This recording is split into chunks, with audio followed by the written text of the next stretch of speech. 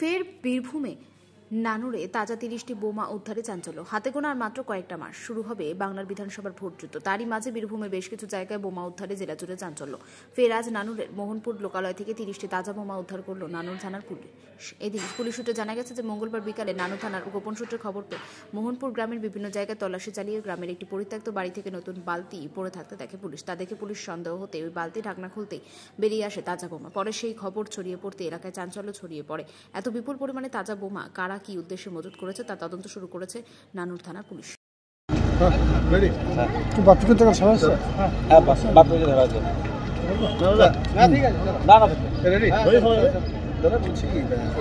বললেন যে সমাজে অনেক বিকলাঙ্গ মানুষ, সুস্থ স্বাভাবিক মানুষও অনেকে বিকলাঙ্গ রয়েছে মানসিকভাবে, অবশ্যই সেটা আপনারাও দেখতে পাচ্ছেন, আমরাও দেখতে পাচ্ছি। আপনারা হচ্ছেন চতুর্থ স্তম্ভ গণতান্ত্রিক পরিকাঠামোর। স্বভাবতই আপনাদের মাধ্যমে সারা ভারতবর্ষের বুকে যে ঘটনাগুলো না ঘটার বা যে ঘটনাগুলো ঘটা উচিত ছিল না সেগুলো ঘটছে। আমার মতে বলে ওই মানুষগুলো বিকলাঙ্গ। আমরা বাঙালি, আমরা বাংলা ভাষায় কথা বলি, এটা নাকি আমাদের অপরাধ। যার জন্য আমরা দেখতে পাচ্ছেন যে বিজেপি শাসিত যে রাজ্যগুলো আছে সেই রাজ্যগুলোতে যারা বাংলা ভাষায় কথা বলে তাদেরকে অত্যাচার করা হচ্ছে, ডিটেনশন ক্যাম্পে পাঠানো হচ্ছে, তাদেরকে শারীরিকভাবে মানসিকভাবে অত্যাচার করা হচ্ছে, পুলিশ থানায় বসিয়ে রাখা হচ্ছে, এমনকি বাংলাদেশি তকমা লাগিয়ে তাদের বাংলাদেশ পাঠিয়ে দেওয়া হচ্ছে। এই মানুষগুলোকে আমি তো প্রতিবন্ধী বলবো। এই মানুষগুলোর মানসিকতার যে অভাব আছে সেটাই আমরা বক্তব্যের মধ্যে তুলে ধরার চেষ্টা করছি আজকের এই বিশেষ দিনে। যে আজকের এই বিশেষ দিনে সেই মানুষগুলো সুস্থ মস্তিষ্কের অধিকারী হোক এবং স্বাধীনতা সংগ্রামীদের যে উদ্দেশ্য ছিল জাতি ধর্ম মতামত নির্বিশেষে একটা স্বাধীন ভারতবর্ষ গঠনের যে স্বপ্ন তারা দেখেছিল সেই স্বপ্ন বাস্তবায়িত হোক।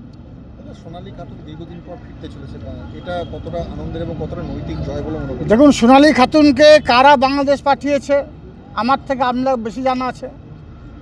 সোনালী খাতুন আমার দেশে, আমার জেলায় ফিরুক, আমার রাজ্যে ফিরুক, কে চাইছে আপনারা ভালো করে জানেন।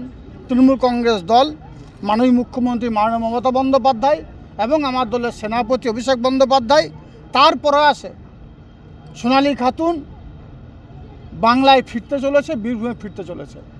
যদিও আপনারা জানেন ৫,০০০ টাকা বন্ডে তার জামিন হয়েছে, এখনও আদালতে বা থানাতে তাকে হাজিরা দিতে হবে। হয়তো আমাদের মাননীয় মুখ্যমন্ত্রী মাননীয় মমতা বন্দ্যোপাধ্যায় এবং অভিষেক বন্দ্যোপাধ্যায় আমার দলের সেনাপতি তাদের যে প্রয়াস, তারা যেভাবে চেষ্টা চালিয়ে যাচ্ছেন, প্রতিনিয়তই ওই পরিবারটার পাশে আছেন, হয়তো অল্প দিনের মধ্যে সোনালী খাতুন আমার জেলায় ফিরবে, সেটা আপনারাও দেখতে পাবেন। সেটা কখনো নানুরে, কখনো ইলামবাজারে, কখনো পারুয়ে বারবার বোমা উদ্ধার হচ্ছে বিধানসভা নির্বাচন সামনে, সেক্ষেত্রে এটা কি উদ্বেগের ছবি নয়? এটা আমার কাছে উদ্বেগের ছবি নয়। এগুলো কারা করছে দেখতে হবে। ইলেকশনের প্রাককালে কেন বোমা, কোথায় আসছে, কে নিয়ে আসছে, কিন্তু উদ্ধারটা করলো কে, এগুলো দেখার বিষয় আছে। উদ্ধার করছে বীরভূম জেলা পুলিশ প্রশাসন। বীরভূম জেলা পুলিশ প্রশাসন মাননীয় মুখ্যমন্ত্রী মাননীয় মমতা বন্দ্যোপাধ্যায়ের নির্দেশে, অভিষেক বন্দ্যোপাধ্যায়ের নির্দেশে চাইছে স্বচ্ছভাবে ভোট হোক, মানুষ লাইন দাঁড়িয়ে ভোট দেখ, নিজের ভোট নিজে দেখ। আমরা জানেন বিগত দিনে যে বামফ্রন্টে হাড়মদরা ছিল, ৩৫ বছর যারা এই বাংলাকে শাসন করেছে, যারা শাসনের নামে শোষণ চালিয়েছে, তারাই এই বোমা বন্দুকের আবিষ্কার করেছিল। কিন্তু ২০১১ থেকে ২০২৫ এই কয়েক বছরে উন্নয়নের মাধ্যমে মাননীয় মুখ্যমন্ত্রী মাননীয় মমতা বন্দ্যোপাধ্যায় বাংলার বুকে কাটাকাটি খুনোখুনি রাহাজানি বন্ধ করেছেন। সেই কাটাকাটি খুনোখুনি রাহাজানি পুনরায় কায়েম করার যারা চেষ্টা করছেন, সেই বামফ্রন্টের হাড়মাদারা বর্তমানে বাম থেকে রামে আশ্রয় নিয়েছে। তারা বর্তমানে বিজেপির ছাত্রছায়ায় তারা গিয়েছে।